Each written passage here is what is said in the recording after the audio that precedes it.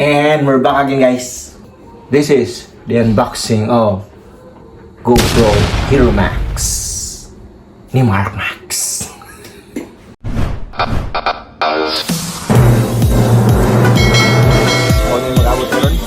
So while waiting, okay, and this one, again, this is not sponsored. This is purchased with my own resources, and we bought this in Colors, Photos, Camera, and Gadgets. So I'm so excited to unbox this kasi I'm gonna use this as much as possible every day, just to make some cool videos na para sa akin, wala lang, just for fun. Wow, kapalan natin. So excited na ako, and ito siya. Alright, we'll be unboxing the GoPro Hero Max. Well, actually, ang GoPro Hero Max came out together with the GoPro Hero 8. So, sila yung magkasabay na lumabas sa market. So, mga 2 years na rin to. 2 years kasi may Hero 10 na eh. But, Hero Max is still the newest 360 camera from GoPro kasi this replaced the Go Hero Fusion. So that was the first 360 camera released by GoPro. Then after that, ito na, GoPro Hero Max. Let's go! So ito yung box. So with built-in case na siya sa loob, and I don't know how to open this. Ito. So we have this one, may arrow, so we're just gonna follow it.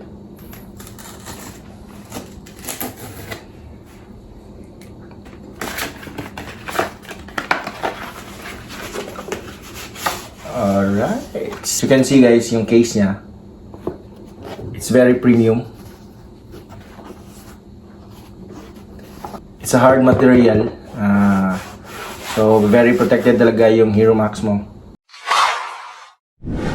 May logo pa, GoPro Hero.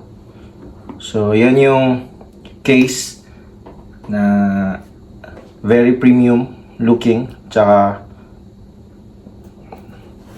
maganda hawakan.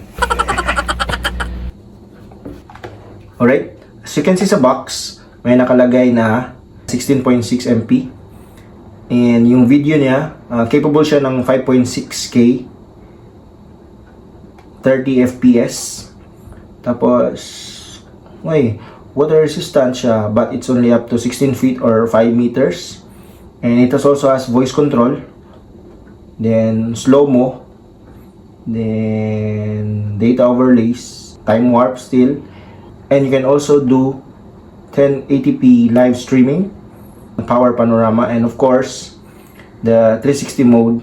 And if you're gonna use this 360 mode, and if you're gonna use the Hero Max as a regular GoPro, there's also a Hero mode, then spherical audio and horizontal leveling, then of course Max Hyper Smooth. So that's it with the box.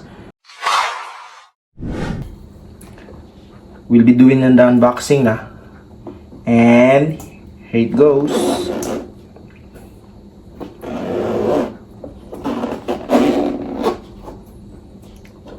Tadam! Alright, so as you can see, upon opening the case, makikita mo immediately yung 360 camera. Yan. And meron siyang white na protective film. So, kunin natin to, ipipil natin to. And And as you can see, meron na siyang lens protector. Oh, yan. Look at the camera. Ang ganda-ganda. So, may lens protector na siya.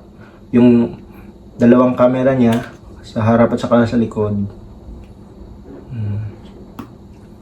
Yan. Before we look further into the camera, tingnan mo natin yung ibang laman ng case. So, we're just gonna put this aside.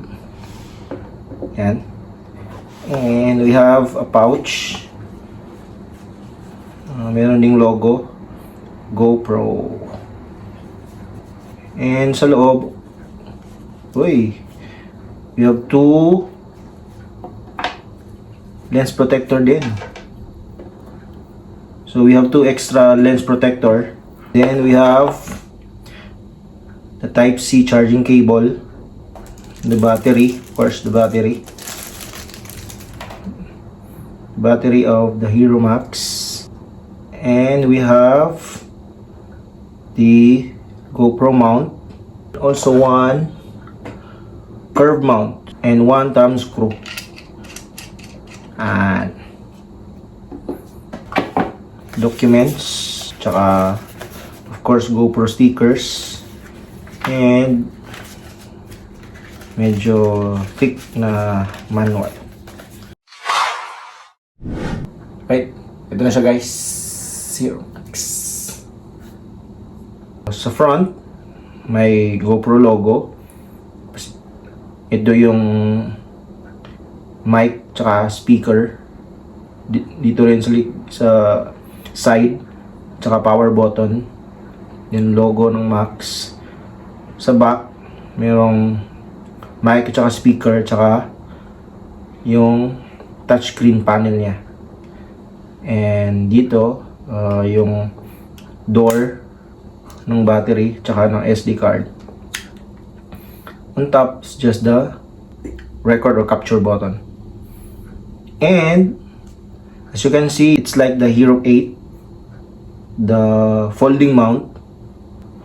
We're gonna try now to power up the camera kung meron bang power itong battery. So again, kung GoPro, kung saan yung logo, yun din yung logo ng battery dapat facing para dun siya pumasok. So yun yung logo, so ganyan siya. Tapos memory card. Push it downward until may click yung maririnig. Yun. Then close it. Then also the red one to lock it. Okay. So just gonna remove the front. Then we're gonna power it up.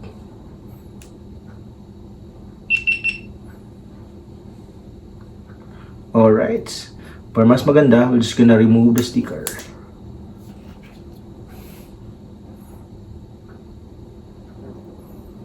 Okay, and guys, so I'm gonna try to select English, legal stuff, agree, GPS, off lang.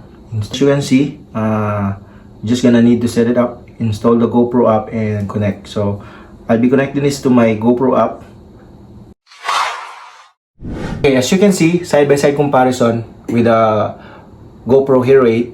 So the GoPro Hero Max is much taller than the Hero 8, more or less the same width, while yung thickness, the Hero 8 is a little bit thicker than the Hero Max. And of course the lens, as you can see, the lens of the Hero Max is a little bit curved. It's a little bit curved compared sa Hero 8 na it's very flat. Okay. The Hero Max lens is much larger than the lens of the Hero 8. Yan yung face-to-face comparison ng dalawa.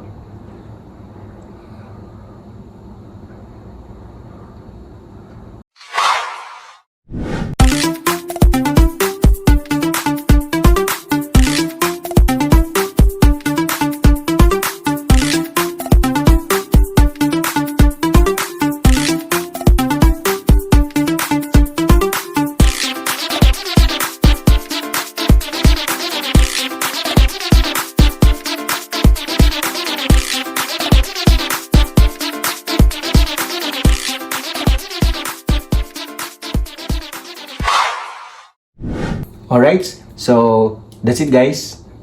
That's it for the unboxing of the GoPro Hero Max. So sample videos and pictures using this camera will be uploaded soon. And if you like this video, kindly hit the like button and please subscribe to my channel for more videos. And turn on the notification bell so you're gonna be notified kung meron akong bagong videos na i-upload. Alright. So I'll be uploading in the future days mga videos na kuha ng GoPro Hero Max. That's it. Peace out.